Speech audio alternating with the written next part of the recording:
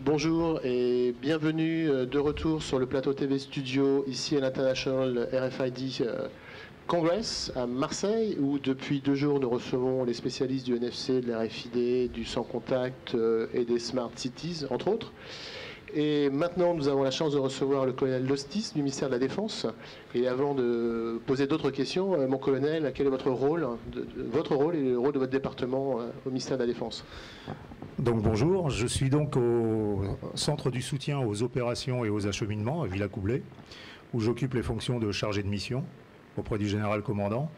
Et j'ai 3 sujets dans ma besace. Le premier concerne les transports de surface. Le transport de surface, c'est le transport par route, le transport par rail, le transport par voie fluviale. Le deuxième dossier, c'est la supply chain. Et le troisième dossier, ce sont les systèmes d'information, dont Sileria. 3 dossiers très complémentaires. Donc la première question, elle est très simple, surtout par rapport à l'environnement ici. Pourquoi les militaires s'intéressent-ils à la traçabilité?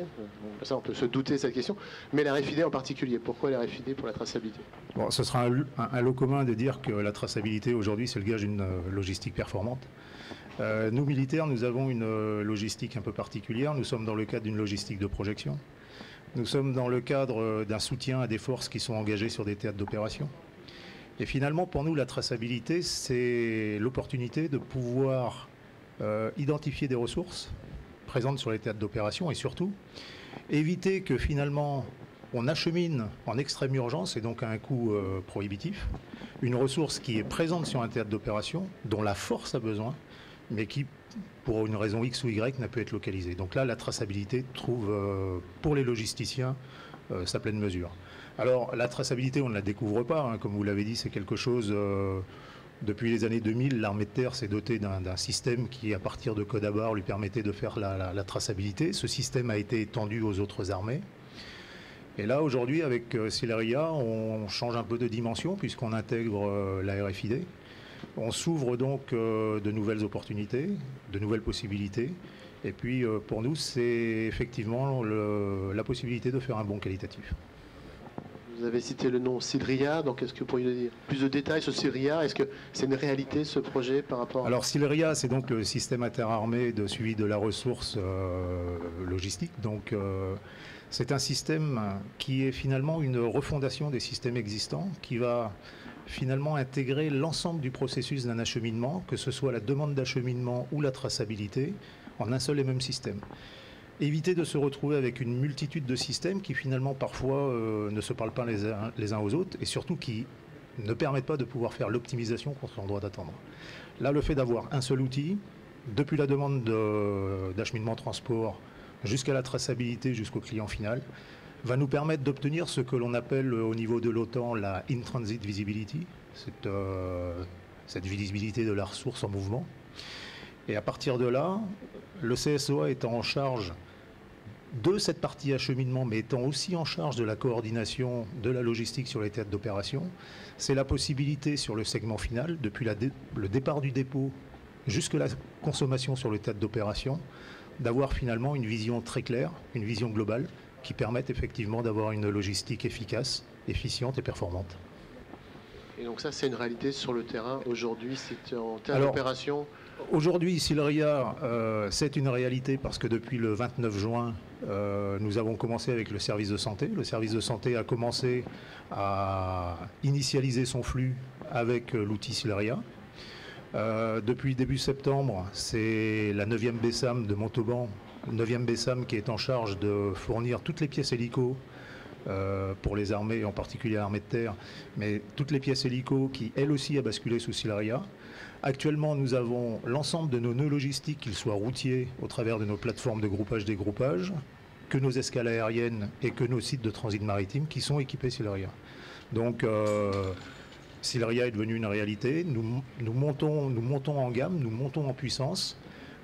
Cette semaine, nous devrions avoir la bascule du MCO terrestre, c'est-à-dire la maintenance de l'armée, la maintenance des matériels terrestres qui nous rejoint sous Sileria. Et dès la semaine 42, on attaquera avec la logistique de l'armée de l'air, donc on est vraiment dans le money time. Question supplémentaire que nous n'avions pas discuté avant. Une petite idée du nombre de tags qu'il y aura quand le système sera complètement installé, sera complètement opérationnel? Alors, être capable d'apprécier le nombre de tags voudrait dire que je suis capable d'apprécier le nombre de colis qu'il va y avoir dans la chaîne logistique. Donc là, je serai incapable de vous le dire. Tout ce que je peux dire, c'est que le projet Sileria, c'est l'équipement de 900 sites. 900 sites qui sont susceptibles soit d'expédier, soit de voir passer, soit de recevoir des colis. Donc c'est un projet assez gigantesque. En millions, en dizaines de millions de tags. Je pense qu'en termes de tags, oui, on en aura un certain nombre. Oui. Un très très gros projet. J'aime bien dire que dans les objets connectés, les plus grands utilisateurs d'objets connectés, voilà, c'est pas des gadgets, c'est les armées, en particulier l'armée française, et puis bien sûr l'aéronautique. Dernière question, les challenges à venir. Enfin, vous avez déjà abordé un certain nombre de challenges, parce que maintenant il faut déployer toutes ces technologies-là, mais est-ce que, par exemple, je réponds à votre place, c'est pas bien, le fait de... Sur les théâtres d'opération où il y a plusieurs armées, l'OTAN, les coalitions, dans les conflits extérieurs, est-ce que un projet comme Sileria doit s'interfacer avec d'autres équivalents chez les Américains, par exemple? Alors, obligatoirement, l'interface avec l'OTAN est une nécessité. Donc, d'emblée, avec Sileria, l'interface avec LogFast CP, c'est-à-dire les outils qui sont aujourd'hui les outils de l'OTAN, ont été des choses envisagées. Parce que le lien avec nos alliés ne peut se faire justement qu'au travers de systèmes partagés. Donc, cette plateforme otanienne répond aux besoins. Pour nous, effectivement, le challenge, il est sur les théâtres d'opération. Le challenge, il est d'arriver à déployer cet outil Sileria jusqu'au théâtre d'opération et surtout de pouvoir répondre à ce pourquoi l'outil a été créé, arriver à la localisation de cette ressource, une logistique efficiente, performante. Mais nous avons aussi des challenges en métropole. Nous avons le challenge qui consiste à faire découvrir de nouvelles façons de travailler à nos sites d'entreposage. Quand on était avec un code à barre, il fallait qu'on scanne les colis. Aujourd'hui, on va se retrouver avec des colis qui sont tagués avec des étiquettes RFID, donc on a la possibilité de faire de la capture automatique. On a basculé sur des tags actifs que l'on met sur nos conteneurs. Ça veut dire possibilité de capture en automatique de l'information, de conteneurs qui partent par la route, mais aussi par le rail. Donc on a toute une palette de nouvelles possibilités à découvrir. Et le challenge, ça va justement être la capacité d'intégrer la totalité de ces technologies. Bonne chance pour ce très très très beau projet, mon colonel. Écoutez, merci beaucoup. Merci beaucoup. Merci. Bonne journée.